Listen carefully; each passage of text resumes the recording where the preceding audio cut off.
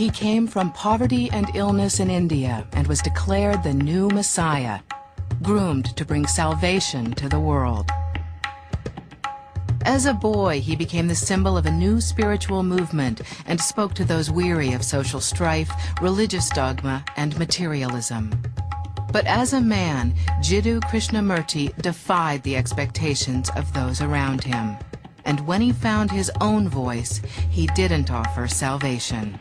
What we are trying during all these discussions and talks here is to see if we cannot radically bring about a transformation of the mind.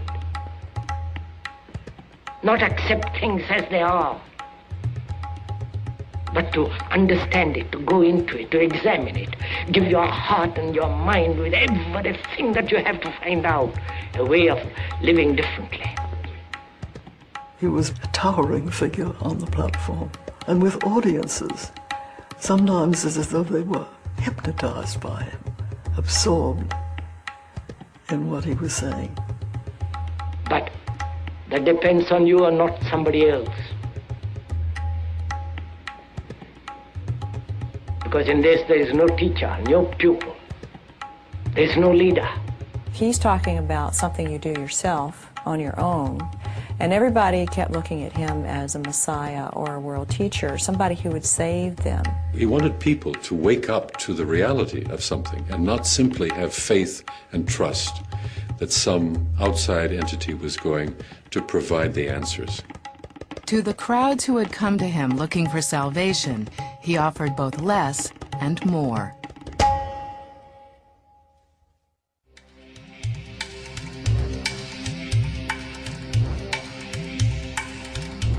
The Adyar River winds its way through southern India.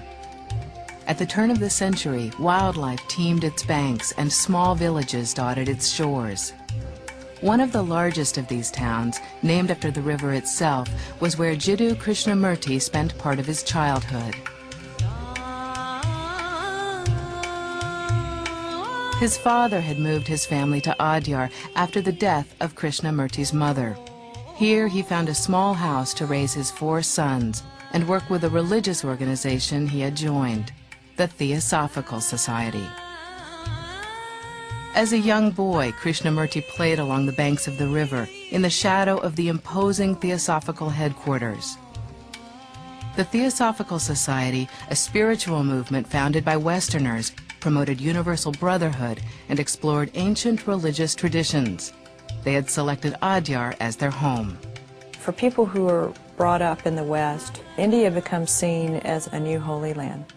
For a spiritual seeker, India is sort of a gold mine. Theosophy was an attempt to bring an amalgam of the great religious, spiritual teachings of the world together and offer them in a palatable form. Who was interested in it? Everybody, almost, on some vague level. Secret wisdom is very attractive to most people, at least on a superficial level. It mainly attracted people, I think, who are willing to think outside the box, okay, to think unconventionally, definitely. Annie Besant, the president of the Theosophical Society, was particularly drawn to mystical elements of the movement. She and other theosophists became convinced that a Messiah, a world teacher, would come from the East, possibly from India, to lead humanity to enlightenment. Walking along the river in Adyar one day, Charles Leadbeater, a colleague of Besant's, happened upon a group of boys playing along the shore. One of these boys was 14-year-old Jiddu Krishnamurti. To the casual observer, nothing about the boy appeared remarkable. Leadbeater saw a scrawny, malnourished young boy who had crooked teeth, lice in his eyebrows, who was not very strong or healthy. He looked a typical South Indian Brahmin boy. Leadbeater was a controversial figure. He'd been brought up on charges of immoral conduct in England, and though he was never convicted, many theosophists doubted his character. Despite this, Annie Besant trusted and relied on Leadbeater, and she defended his innocence. She also thought him to be clairvoyant, able to see the atmosphere that surrounded a person. This aura, they both believed, could reveal the purity of a person's soul. Mr. Leadbeater said that child has the purest aura. An aura that was very beautiful. Most innocent aura that he'd ever seen. This caused him to identify this boy as being someone extraordinary. That should be taken and nurtured. That's what started this whole story. From this brief encounter, Leadbeater declared Krishnamurti to be the one and told Theosophus to prepare for the coming of the Lord. Theosophus believed this unlikely 14-year-old would lead the world towards peace and spiritual salvation. And they thought themselves to be following in the path of religious tradition and prophecy, wherein the world teacher would once again be reincarnated, as he had been in the form of the Buddha, in the form of Jesus and Muhammad. Theosophists draw from many sources, but feel that the world teacher may well be a figure that will be independent of any one religion, will sort of combine and transcend them all. Besant and Leadbeater contacted Krishnamurti's widowed father and sought permission to move his son onto the grounds of the Theosophical headquarters. But the boy spoke no English and was terrified of foreigners. His father and he agreed only after Krishnamurti's younger brother, Nitya, was allowed to go with him.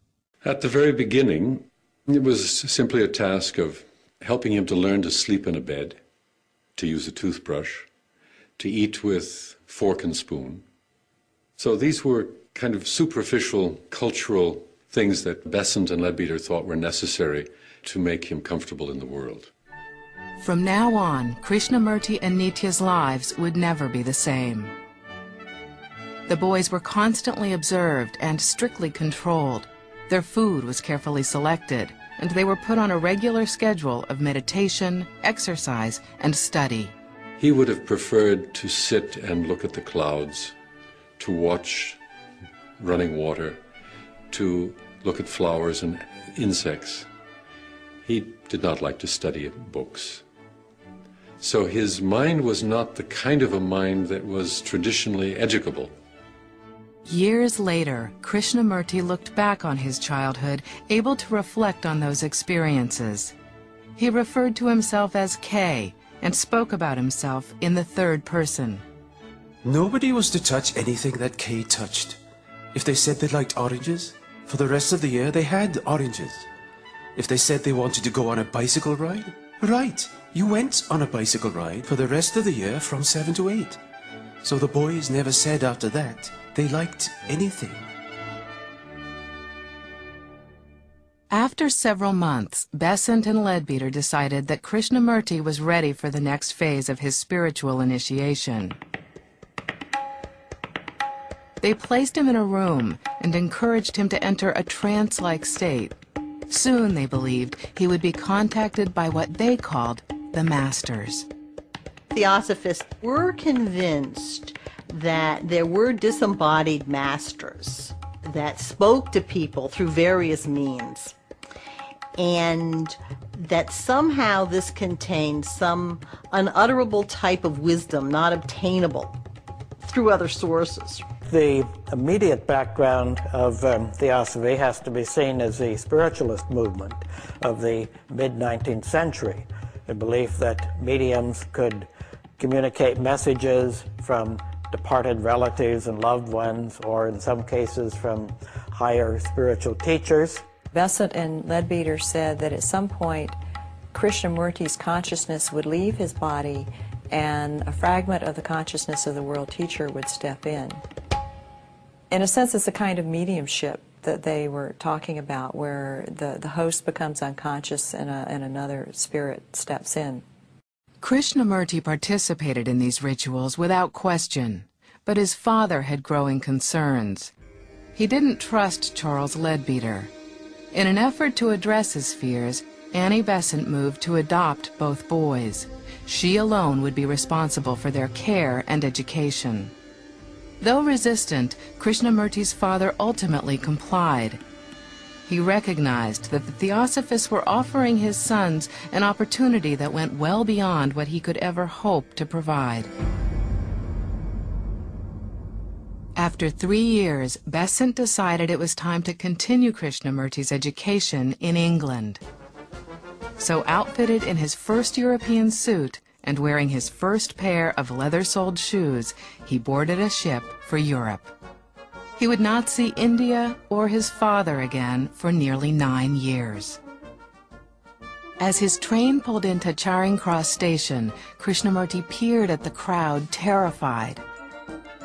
Having spent his life robed and barefoot, he felt awkward in Western clothes, and his shoes were painful. The London that greeted Krishnamurti was in the midst of radical change. By the early 20th century, streetcars replaced horse-drawn carriages, and electricity transformed the workplace and the home.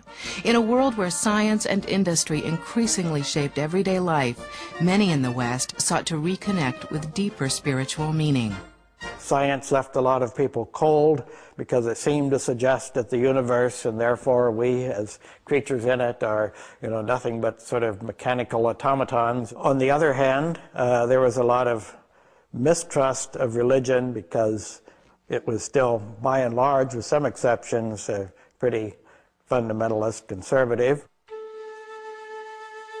Spiritual seekers flocked to new movements like Theosophy, which embraced both scientific progress and religious beliefs. And they were particularly drawn to traditions and people from the East, who seemed to them to have greater spiritual wisdom. But not everyone greeted Krishnamurti with open arms. As I go about the street, they point me out. There goes that chap printed in the papers, the Messiah. Then they burst out laughing. Oh, how I hate it all. And I shall have it all my life. Lord, what have I done to deserve all this? Despite his unease, Krishnamurti tolerated the Theosophists' efforts to transform him into a proper young gentleman. For nearly a decade, he and his brother lived privileged lives. Their clothing and food were first class. They summered throughout Europe and were given a castle in Holland. But as much as Krishnamurti was welcomed by the upper class, he felt himself an outsider. He began to establish his own opinions and his own voice. When I went to Europe for the first time, I saw how people amused themselves trying to forget their unhappiness, thinking that they were solving their problems by drugging their hearts and minds with superficial excitement. Annie Besant had surrounded him with assistants, secretaries, and tutors, and Krishnamurti rarely had time alone. He lived a luxurious life, but he was denied the one luxury most important to him: privacy. I dream and dream of a different life. There is a rebellion within me, surging quietly but surely. To what purpose, I don't know. I would like to weep a good long weep. I want to go away, away from everybody to some beautiful, cool, secluded spot.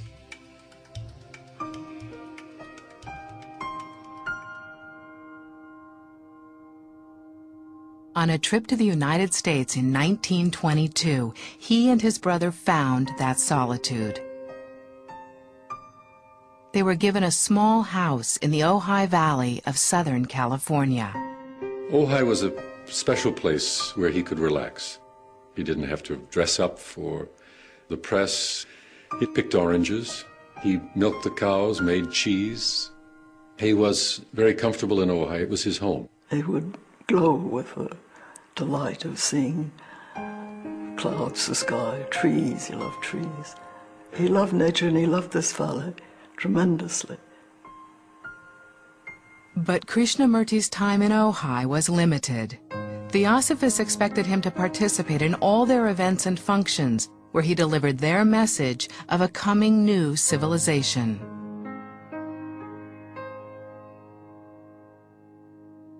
By the mid-1920s, the once shy and awkward teenager had grown into a mature and sophisticated young man and a magnetic public speaker. People throughout the world are seeking comfort, but not understanding. And as long as they seek comfort, they will never find spiritual comfort, because behind it there is no true understanding of life. He had a kind of vitalizing impact. It brought it an awful lot of attention in the media, some of it slightly supercilious. You know, I've seen articles from the 20s, Messiah in tennis shoes and that sort of thing, concerning Krishnamurti. But nonetheless, you know, they were talking about him, they were talking about the movement. A lot of people are looking for religion that suits what they want. So they listen to him. I don't think there was a huge amount of either ridicule or adulation. I think that he got a little of both, just like every other teacher. In order to help coordinate Krishnamurti's life, the Theosophists created a separate organization, the Order of the Star in the East. Members of the order were issued special badges and distinctive robes, and a magazine kept track of Krishnamurti's activities. Later, writing in the third person, he again looked back on this period of his life. They had put him at the head of an organization where he was literally worshipped, and he used to shrink from all that. He would tell everybody, "I'll do whatever you want." That used to be his favorite phrase. Still, Krishnamurti hid his dislike of all the pomp and ritual that surrounded him. He was devoted to Annie Besant and didn't want to disappoint her. He always spoke of Annie Besant with the greatest affection. He would say, Amma did this, and Amma said this. Amma, of course, being the Indian word for mother. So there was the greatest affection all his life. But through it all, his main source of support had been his brother, Nitya. Since their days as boys in Adyar, the two had rarely been apart.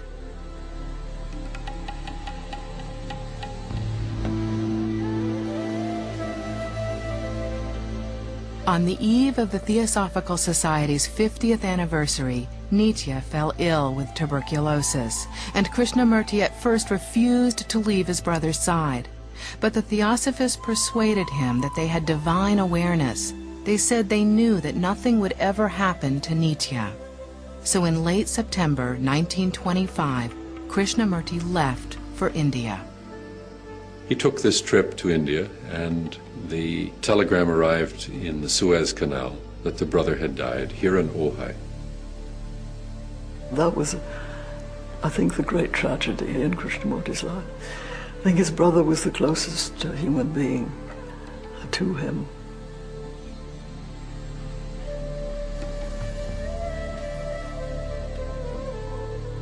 This shook Krishnamurti deeply, not only the death of the brother, but also the fact that he could not rely on the leaders of the Theosophical Society to predict anything seriously.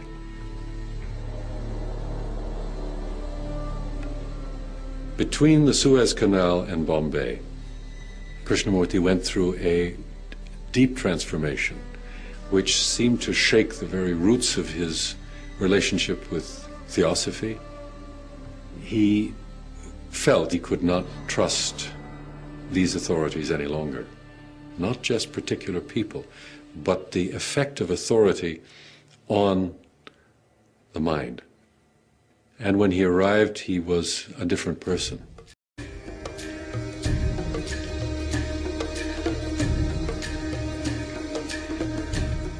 Krishnamurti now began taking a hard look at the organization that surrounded him and the audiences who gathered to hear him speak. He realized he'd become a mere figurehead surrounded by a crowd of followers and acolytes.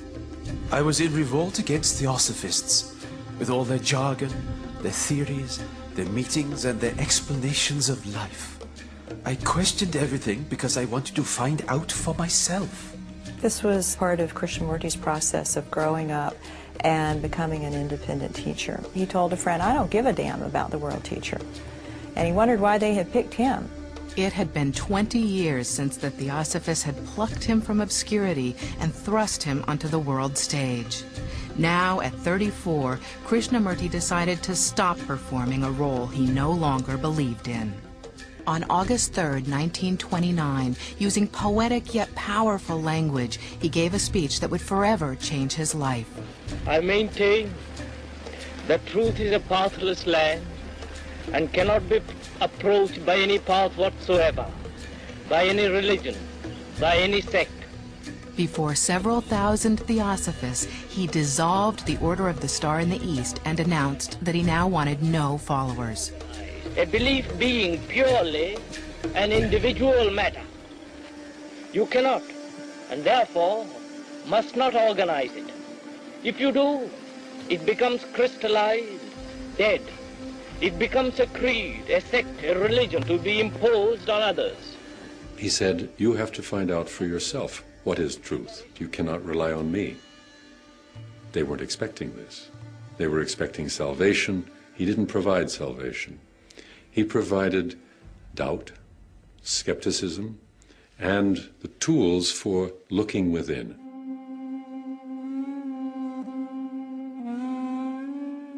Theosophists were devastated. Everyone felt abandoned, lost without Krishnamurti's spiritual leadership. I've heard old-time theosophists from that time speak of how it was sort of like the waking up from a dream, you know, the destruction of something that had been very precious in your life and kind of floundering around, you know, where do we go from here? Although his future was now uncertain, Krishnamurti stood firm. He walked away from his life of privilege, returned to the estates, and retreated to his small house in California. Since the age of 14, his days had been organized and scheduled by the theosophists. Now, for the first time in his adult life, Krishnamurti was free to make his own choices. And he made it clear that he was not the world teacher, not the Messiah. Still, thousands came to hear him speak. He taught some things that were uncomfortable for the theosophists. He said that the whole emphasis on reincarnation was misguided and irrelevant. The whole business of masters is truly irrelevant from his perspective. He now stressed that it was his message that was important, and that he, as the messenger, was irrelevant. He took the skills he had learned as an orator with the theosophists and applied them to his own message.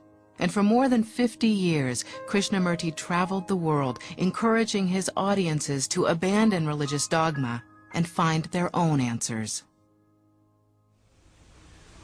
A religious life implies being a light to yourself, which means no outside authority, no spiritual authority, including me. People asked him, what should I believe? How should I behave? And he mirrored that back by saying, what do you see? He was saying the enlightenment is for you to discover, not for me to give to you. From the 1960s on, Krishnamurti devoted much of his time and energy to the creation of schools around the world that stress spiritual and creative exploration, as well as intellectual growth. He founded a school in which the main object, they claim, is to have people think for themselves. Well, you can't give a greater gift than that to the whole process of education. The educator is the greatest individual on earth, because he's bringing up children for the future. Therefore, they are much more important than the politicians, than the religious leaders and priests and the business people and all the rest of it. It's a sacred profession. In 1986, at the age of 90, Jiddu Krishnamurti died at his home in Ojai. He left behind more than 40 volumes of his writings, thousands of hours of audio and video recordings, as well as foundations and schools that help protect and spread his message. I would have to say that his legacy, at least among ordinary people, is rather slight. Now, that doesn't mean that he isn't important in more subtle ways. All of the great prophets had something to give to the world. They all had wisdom, and of course it's up to the world to listen to what they had to say. Once when asked, what are you leaving behind, Krishnamurti said, you can burn the books, you can destroy the tapes. If there are not people who have understood what I have been talking about, then there is nothing. In this there is no teacher, no pupil, there is no leader, there is no guru, there is no master, no savior. You yourself are the teacher and the pupil, you are the master, you are the guru, you are the leader, you are everything.